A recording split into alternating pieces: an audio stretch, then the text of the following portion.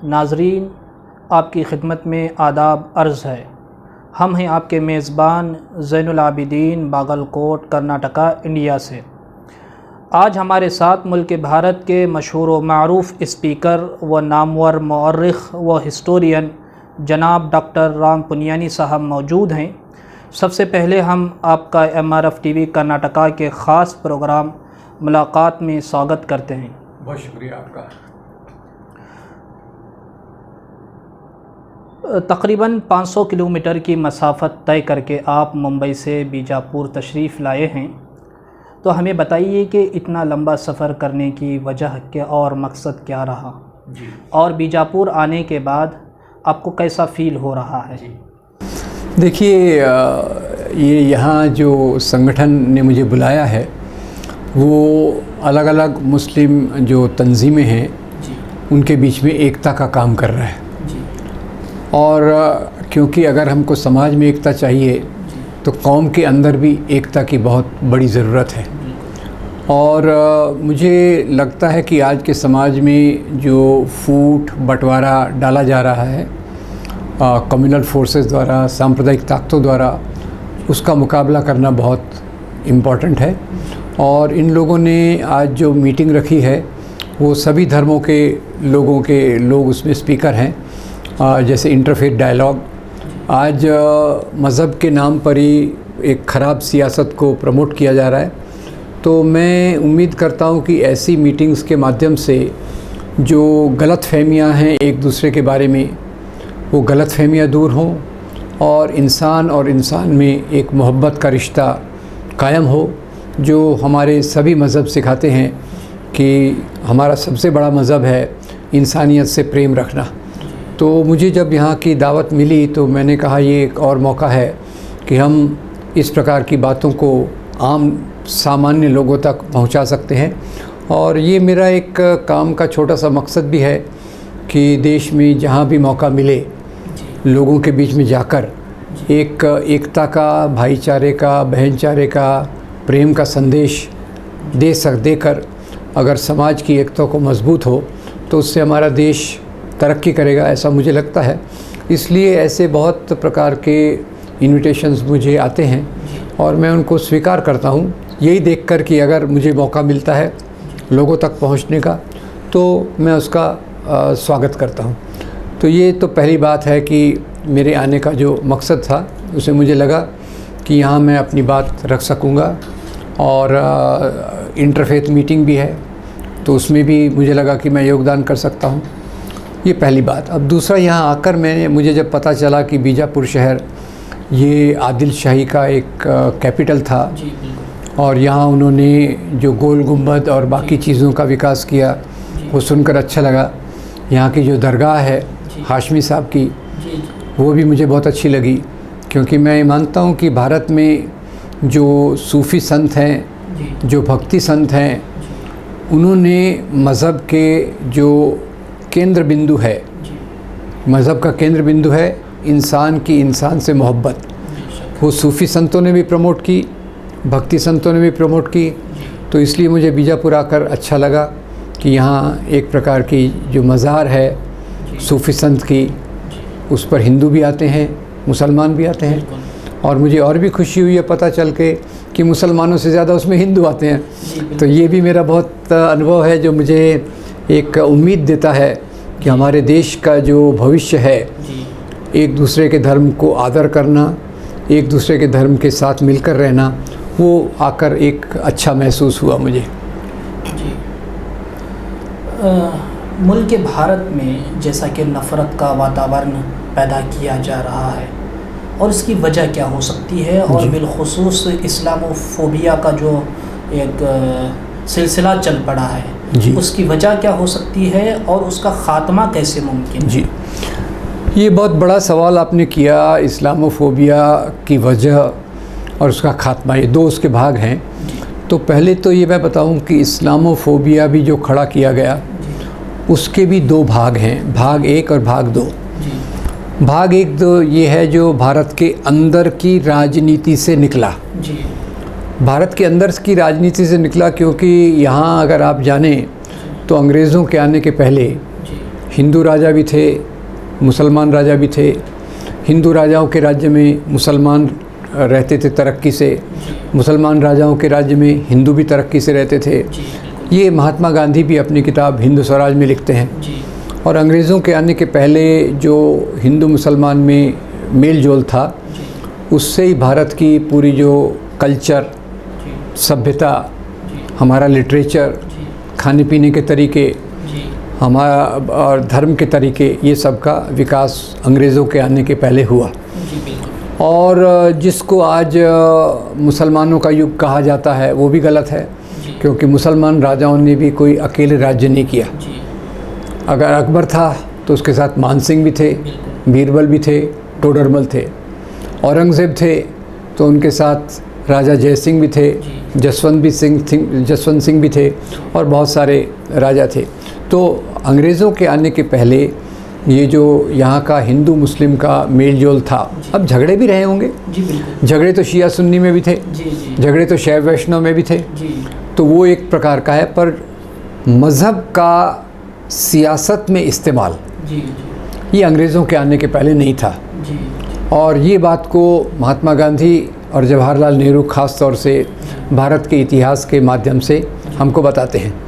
तो अंग्रेज़ों के आने के बाद जब उन्होंने देखा कि यहाँ आपस के लोगों में एकता है, तो खुद का राज कैसा चलता रहे। ख़ास तौर से 1857 की कड़क क्रांति हुई, तो एक तरफ मंगल पांडे उसकी चिंगारी लगाते हैं, बहादुर शाह ज़फ़र उसका नेतृत्व करते हैं। बहादुर शाह ज़फ़र के साथ तात्या साहब टोपे भी होते हैं, झांसी की रानी भी होती है। तो ये जब उन्होंने देखा यहाँ के एक जो तहज़ीब है उसमें सभी धर्म के लोगों की जगह है। जी बिल्कुल। सदियों से अलग अलग धर्म के लोग यहाँ आए हैं, कुछ धर्म यहाँ पैदा हुए हैं और लोग अलग अलग धर्म के लोग सदियों से रहे हैं। तो अंग्रेज़ों ने जब देखा कि यहाँ के लोग इस आधार पे रहते हैं तो हमारा राज कैसे चलेगा, तो वहाँ उन्होंने जो उनकी नीति थी लगाई, फूट डालो और राज करो। और फूट डालो और राज करो में एक तरफ जो मुस्लिम सांप्रदायिक लोग थे जो बाद में ज़्यादा पाकिस्तान में चले गए, जो मुस्लिम लीग में ज़्यादा थे, ये आप ख्याल कीजिएगा कि सभी मुसलमान मुस्लिम लीग का सपोर्ट नहीं करते थे। जी बिल्कुल। एक छोटा तबका उनका सपोर्ट करता था। बाकी मुसलमान खान अब्दुल गफ़ार खान, मौलाना अबुल कलाम आज़ाद, अल्लाह बख्श और दूसरे ऐसे नेताओं के पीछे थे जो गांधी के आंदोलन के साथ थे, जो कंपोजिट इंडियन नेशनलिज़म, भारतीय राष्ट्रवाद को विश्वास रखते थे। तो एक तरफ वो सांप्रदायिक तत्व मुसलमानों से निकले जो ज़्यादातर नवाबों से, जागीरदारों से आए थे, और दूसरी तरफ हिंदुओं के बीच में से भी वो तत्व जो सामाजिक परिवर्तन, सोशल चेंज के ख़िलाफ़ थे। उन्होंने भी मज़हब के नाम की राजनीति की। जैसे एक तरफ जिन्ना साहब आए, दूसरी तरफ हिंदू महासभा और आरएसएस। शुरुआत में इनमें केवल अपर कास्ट, राजा, ज़मींदार लोग थे, बाद में फिर मिडिल क्लास भी उनमें ज्वाइन हो गया। तो यहाँ से शुरुआत होती है। मुस्लिम लीग हिंदुओं के ख़िलाफ़ नफ़रत फैला रही, हिंदू महासभा आरएसएस ये मुसलमानों के ख़िलाफ़ नफ़रत फैला रही है। तो यहाँ से इस्लामोफोबिया की शुरुआत होती है, क्योंकि मुस्लिम लीग तो बाद में ज़्यादा पाकिस्तान चली गई, यहाँ उस प्रकार की राजनीति कम ज़्यादा नहीं टिकी। पर धीरे धीरे हिंदू महासभा तो के साथ से ज़्यादा आरएसएस, और आरएसएस के बहुत सारे जो उनकी प्रोजेनी जिसको अंग्रेज़ी में कहते हैं, उनकी संतानें, वो भारतीय जनसंघ हो, बाद में भारतीय जनता पार्टी हो, विश्व हिंदू परिषद हो, बजरंग दल हो, वनवासी कल्याण आश्रम हो, ऐसे सैकड़ों ऑर्गेनाइजेशंस का उन्होंने जन्म किया। और वो इन ऑर्गेनाइजेशंस ने दो चीज़ों पे जोर दिया। एक मुसलमानों के ख़िलाफ़ नफ़रत, दूसरा क्रिश्चियंस के ख़िलाफ़ नफ़रत, ये एक लेवल पर, और दूसरा यहाँ जो पुराने समय में दलित और औरतों को दबा के जो समाज व्यवस्था चालू रहती थी उसको सामने लाने की इन्होंने चालाकी से कोशिश की। तो यहाँ से इस्लामोफोबिया की भारत में शुरुआत होती है, सांप्रदायिक राजनीति से, कम्युनल पॉलिटिक्स से, जो बाद में चलकर फिर वो मुसलमान राजाओं ने मंदिर तोड़े, जो अधूरा सच है, क्योंकि हिंदू राजाओं ने भी मंदिर तोड़े, मुसलमान राजाओं ने मंदिर तोड़े, मस्जिदें भी तोड़ी, उसके पीछे धर्म का कोई कारण नहीं था। ये एक फिर ये कि भाई मुसलमान राजाओं ने तलवार की नोक पर इस्लाम को फैलाया, जो भी गलत है। इस्लाम कभी ज़बरदस्ती से फैलाया नहीं जा सकता। स्वामी विवेकानंद जी भी कहते हैं कि इस्लाम के ज़ोर पर तलवार, इस्लाम जो फैला वो तलवार की नोक पर नहीं फैला। यहाँ की जाति व्यवस्था के अत्याचार से बचने के लिए कई लोगों ने इस्लाम को कबूल किया। आपसी मेलजोल से इस्लाम फैला, सूफ़ी संतों के प्रभाव से इस्लाम फैला। तो ये इस्लामोफोबिया की जड़ है। बाद में चलकर फिर और ऐड कर दिया गया 4 बीवियाँ 20 बच्चे, फिर वो लव जिहाद, घर वापसी, गाय, बीफ, ये सब लगातार एक दूसरे के बाद एक उसको ऐड करके उसको और ख़तरनाक बनाया गया। तो आज आपने जो इस्लामोफोबिया शब्द इस्तेमाल किया है वो बिल्कुल सही शब्द है, क्योंकि मेजॉरिटेरियन पॉलिटिक्स, अभी तक तो ये सांप्रदायिक राजनीति थी, कम्युनल पॉलिटिक्स था, जिसमें 2 हिस्से थे, मुस्लिम कम्युनलिज़म, हिंदू कम्युनलिज़म। अब बाद में धीरे धीरे मुस्लिम कम्युनलिज़म का रोल पीछे चला गया पार्टीशन के बाद, और हिंदू कम्युनलिज़म, हिंदू सांप्रदायिकता 1980 के बाद अपना सीना फुलाती गई और सांप्रदायिक दंगों के कारण एक तो इस्लामोफोबिया के कारण सांप्रदायिक दंगे करवाए गए, सांप्रदायिक दंगों के कारण इस्लामोफोबिया और बढ़ा। चैप्टर 1। चैप्टर 2 ये है कि 9/11 2001 के बाद जो अमेरिका ने खड़ा किया था अलकायदा को, ख्याल से देखिए, मैं निश्चित रूप से बता रहा हूँ, Al Qaeda, Taliban, Osama bin Laden, इनका इस्लाम के मूल्यों से कोई लेना देना नहीं है। अमेरिका ने रशियन फ़ौजों का मुकाबला करने के लिए अफ़गानिस्तान में, क्योंकि उनकी फ़ौजें, उनका मनोबल, मोरल गिरा हुआ था, उन्होंने ऐसे लोगों को प्रमोट किया। और जब फिर 9/11 की घटना हुई, उसके बारे में भी बहुत सारी थेरीज़ हैं। घटना के बाद अमेरिकन मीडिया ने बहुत चालाकी से पहली बार इंसान की हिस्ट्री में दहशतगर्दी को मज़हब से जोड़ दिया। इस्लामिक टेररिज्म शब्द आया। अमेरिकन मीडिया सबसे डोमिनेटिंग, सबसे प्रभुत्व वाला मीडिया है। दुनिया के मीडिया ने इसको पकड़ लिया और हर जगह इस्लामिक टेररिज्म शब्द आया। तो ये इस्लामिक टेररिज्म शब्द जो आया, और जो बाद में Al Qaeda, Islamic State, Osama bin Laden पे जो लगाया गया, उसके कारण इस्लामोफोबिया बढ़ गया। तो वो ऐसा कहते हैं ना, करेला और ऊपर से नीम चढ़ा, यही बात हो गई कि भाई पहले भी नफ़रत थी, तो ये अमेरिका की सियासत, जिसका मुख्य उद्देश्य तो है तेल के कुओं पर कब्ज़ा जमाना, पर दिखाने के लिए वो मज़हब का नाम ले लिया। तो इसलिए ये 2 कारणों से मेरे ख्याल से इस्लामोफोबिया मजबूत होता गया। और दूसरी बात यह है कि ये इधर से मजबूत होता गया, पर इसको जो विरोध करने वाली ताकतें थी, जैसे आप देखिए तो गांधी के समय में, मौलाना अबुल कलाम आज़ाद के समय में, उनके ज़िंदगी से एक पैगाम जाता था आम आवाम को कि हम कैसे मिलजुल कर रह सकते हैं। अब उनके बाद ऐसा कोई लीडर उस स्टेचर का नहीं हुआ है, नेहरू के बाद ख़ास तौर से, जो आवाम में इस प्रकार का एक मैसेज दे सके कि मज़हब हमारा अपना मामला है, उसको राज्य से नहीं जोड़ना चाहिए, और दूसरों के ख़िलाफ़ नफ़रत जो फैलाते हैं हिंदू कम्युनल एलिमेंट्स ख़ास तौर से, वो गलत है। उसके लिए कोई काम नहीं किया गया। तो सवाल है, किसी भी चीज़ के 2 पहलू होते हैं। जी बिल्कुल। एक पहलू है कि भाई इधर से प्रोपेगेंडा कम्युनल फोर्सेस का, प्रोपेगेंडा अमेरिकन मीडिया का, और दूसरी तरफ से उसका मुकाबला करने के लिए जो चीज़ें होनी चाहिए थी वो नहीं की गई। तो इसलिए इस्लामोफोबिया मजबूत होता गया, और मुस्लिम कम्युनिटी को ख़ास तौर से इंडिया में एक डर का वातावरण फेस करना पड़ा, क्योंकि दंगों में देश में 14.2% मुसलमान हैं, दंगों में मारे जाने वालों में 86% है।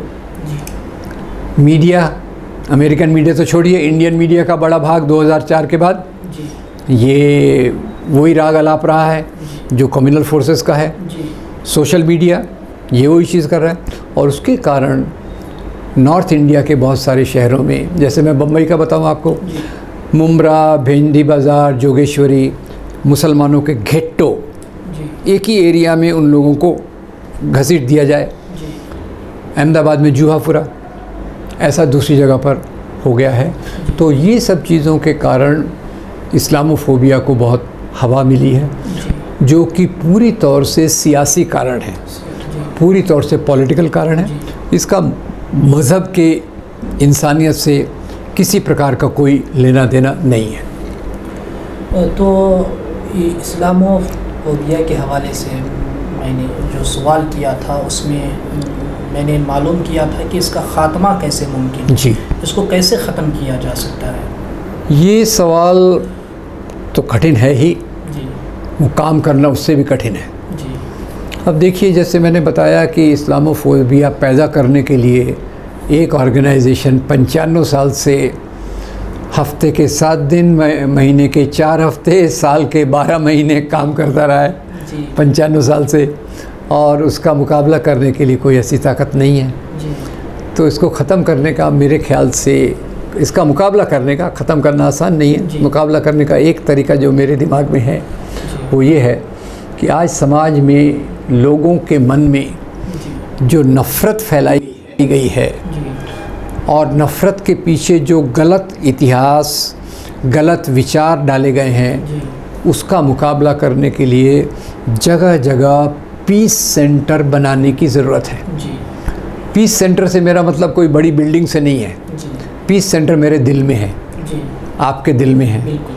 हम कहीं हैं अपने एरिया में, लोगों को हफ्ते में एक बार आम लोगों से डायलॉग कर रहे हैं, उनकी बात सुन रहे हैं, उनको अपनी सच्चाई बता रहे हैं। और ये सच्चाई बताने के लिए बहुत सारी फिल्में हैं, बहुत सारी कविताएं हैं, बहुत सारे वीडियोस हैं, मैं उसका उल्लेख कर सकता हूँ।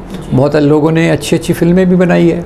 वीडियोस में हमारे दोस्त आनंद पटवर्धन की एक एक वीडियो देखिए, कितना सुंदर है। अभी जगा भारत नाम का ग्रुप है, फिर अशोक कुमार पांडे जी हैं, और इवन मेरा भी इसमें थोड़ा योगदान है। हमने कितने वीडियो बनाए। पर ये आम लोगों तक पहुंचाना का एक तरीका हो सकता है कि हफ्ते के हफ्ते हम एक बार अपनी बस्ती में लोगों से मिलें, उनकी बातें सुने। कभी 15 अगस्त मनाएं, कभी 26 जनवरी मनाएं, कभी भगत सिंह जयंती, कभी अंबेडकर जयंती, कभी मोहम्मद साहब की जयंती, जवाहरलाल नेहरू की जयंती, ईद, दिवाली, क्रिसमस मनाएं, और साथ साथ ये वीडियोस को भी लोगों तक पहुंचाएं। और छोटी सी लाइब्रेरी हो, थोड़ा एग्जीबिशन सेट हो, ताकि लोगों के, क्योंकि देखिए अल्टीमेटली ये जो पूरी संघर्ष है, पूरा जो संघर्ष है, ये हमारे विचारों से शुरू होता है। जी बिल्कुल। हिंसा हाथ में नहीं होती, हिंसा विचारों में होती है। और ये विचारों को बदलने के लिए एक बहुत बड़े आंदोलन की ज़रूरत है, और ये आंदोलन में सभी लोगों को शरीक होने की ज़रूरत है। वो सभी लोग जो अमन चाहते हैं, विकास चाहते हैं, गरीबी दूर करना चाहते हैं, हम लोग सब इज़्ज़त से रहें, जो ये चाहते हैं, उन सब लोगों को इसमें योगदान करना आज बहुत ज़रूरी हो गया है। और तो इसलिए आपका सवाल कठिन है जी, और उसका काम करने का तरीका और भी कठिन है। जी जी बिल्कुल। ये एक बहुत बड़ा काम है। कौन करेगा, कैसे करेगा, इसके लिए हमको लगातार अभी अपना हर एक टाइम उसमें लगाने की ज़रूरत है। निश्चित रूप से जब हम कोई भी काम दिल से करते हैं, लगातार करते हैं, तो उसका परिणाम तो होगा ही। हम केवल बैठ के दूसरों को की आलोचना करते रहें, दूसरों का विश्लेषण करते रहे, अरे वो ऐसा शाखा लगा के ऐसा करते हैं, वो ये प्रचार करते हैं, वो आसान है। पर उसका एक अल्टरनेटिव, उसका एक विकल्प खड़ा करना, ये हमारा काम है। और क्योंकि हम ये पूरा सफलता से नहीं कर पाए, इसीलिए उसका इतना परिणाम नहीं मिल रहा। पर मैं उम्मीद करता हूँ कि ये बात लोग इसको पहचानेंगे, इस रास्ते पर चलेंगे और एक अमन का माहौल पैदा करने में मदद करेंगे।